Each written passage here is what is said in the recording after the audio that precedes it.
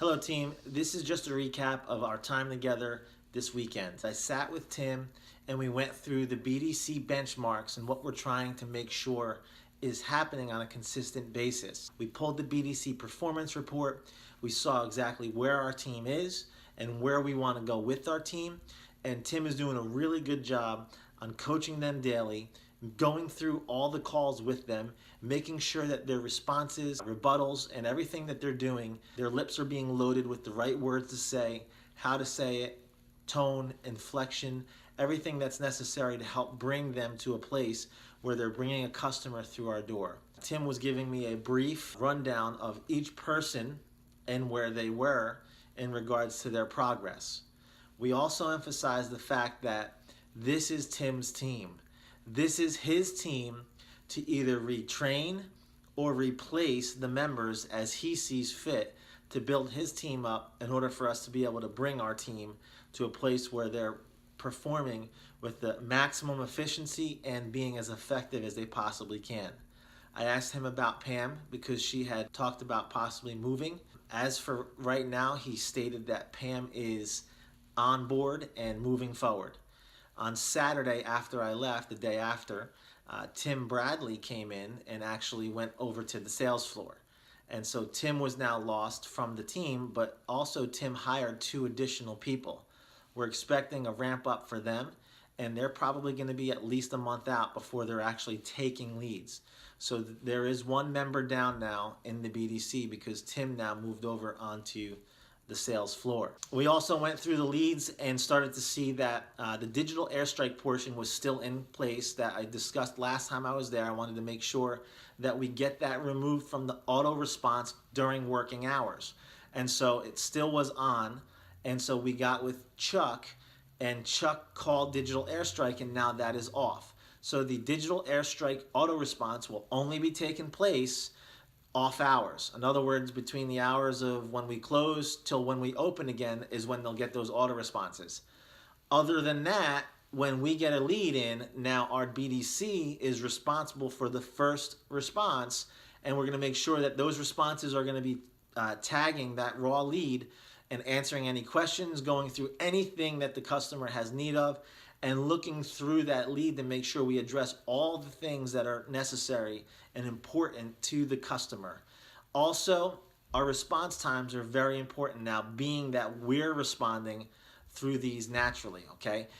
During our morning manager meeting, I brought up that we need to not just look at having a BDC within the dealership, but start looking at, from a different perspective, having a BDD, a business development dealership, not just a BDC, business development center, within the dealership. The reason why is because we need to start holding sales representatives, our sales team, to the same standard that we set for holding our internet sales department or our BDC department to as well.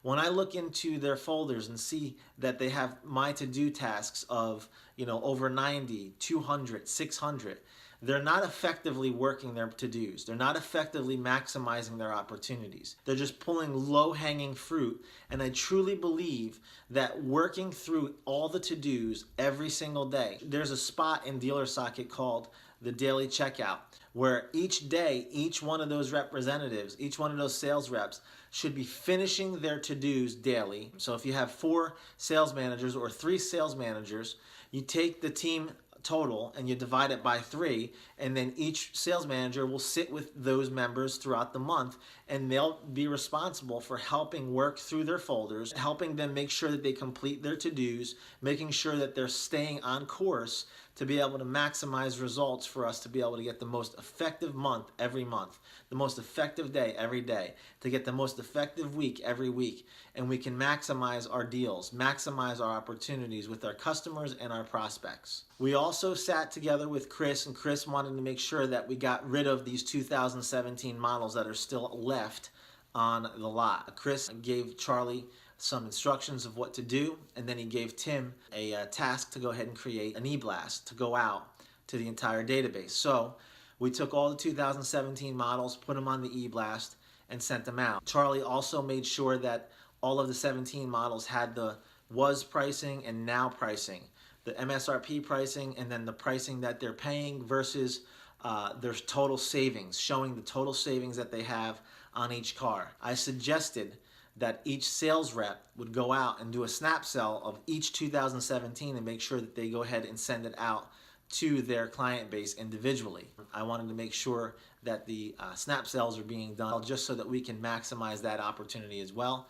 And we did send out the e-blast, and I'll be also including the results of that in this email to show all the open rates and the click-throughs and everything like that as well. Regarding Auto Alert, Charlie had talked to me and the management team about what he suggested would be a better solution to what we were doing, because it seemed like the same customers were getting called over and over and over again by a lot of different people because there was so many hands in the pot.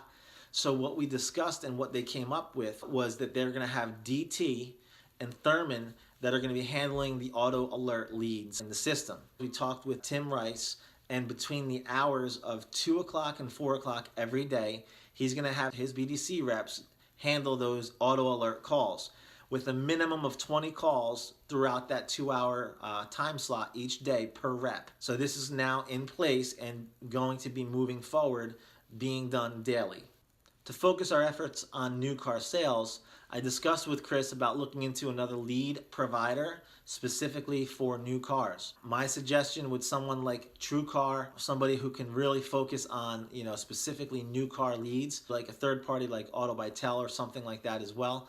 But I believe that if we at least explore looking into a new car opportunity, I think TrueCar would really be a good benefit. But the only thing about TrueCar is that it needs to be worked a specific way. If you're going to get the greatest results, because I use this at my one store, and in order for us to be able to maximize those results, we had to work the system through the TrueCar system, which is a really good system, but it has to be worked. It's a little bit more tedious. You're not just using your CRM, you're using their system to help maximize the results, and it really does work if it's worked properly. I really encourage you guys to look into utilizing a third party specific for new car leads. I also went through the Kelly Ford VIP program that I discussed with Rebecca, and that we put up that mock PDF that sent out last week.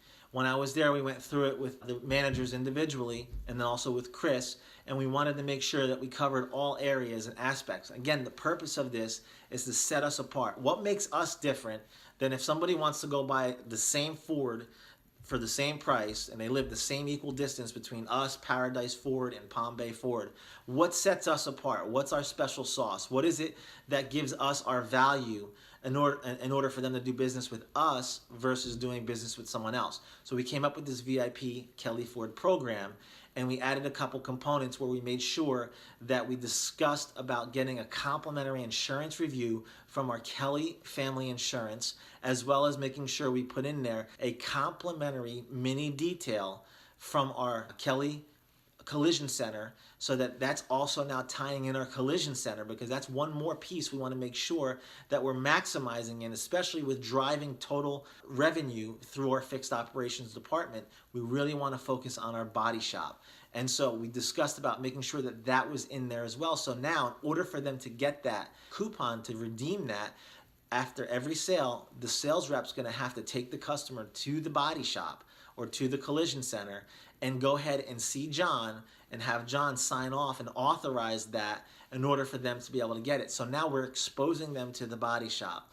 We're going to expose them to the opportunity that it's even there, and they're going to get this mini detail coupon from them so that they can utilize it and redeem it. I also talked to Jeremy about getting a third person for the service BDC. We want to make sure that we have coverage, not just for the two people, but also now adding a third person in there. Now, this third person can cover the off hours. This third person could also maximize utilizing outbound opportunities. Jeremy mentioned to me that he's so busy right now that outbound calls to add additional time slots might not be the best thing, because it might just totally overload us. However, we did talk about utilizing that third body for maximizing CSI calls or VOC calls, so that we can really get that person engaged with calling our customer base. We will definitely have use for a third person, and I'm sure it's not going to be an expense. It will be an investment that will add to the value of our service department and how we service our customers. Now, I also talked to Jeremy about this opportunity because we were discussing getting assistance for some of the advisors, especially the one advisor specifically who was very busy. He talked to him about to have that advisor get his own assistant, and the advisor would pay for that out of his own pocket.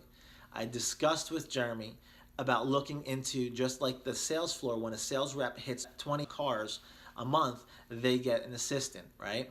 So maybe look at co-opting an assistant to an advisor who hits a certain number. Let's just say it's 60,000 for total sales for the month, or whatever it is.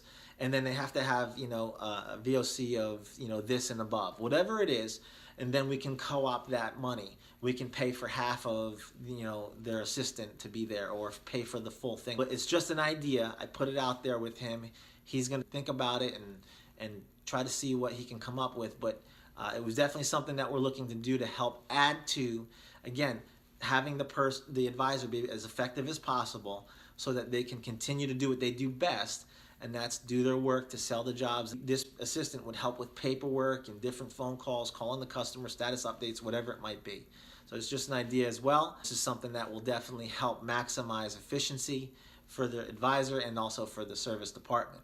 Overall, it was a great visit. We had a great time getting together with everybody, and we have a tentative date set for Tuesday, July 10th, to come back and help maximize everything. We're going to also work with the 2 BDC reps and do some dealer socket training remotely, so that we can get them what they need to know how to utilize the system as best as possible, and make sure that they go through the Dealer Socket University as well and go through any questions that they may have. I look forward to seeing you guys on Tuesday, July 10th. If there's anything that needs to change with that date, let me know. Otherwise, we'll see you then, guys.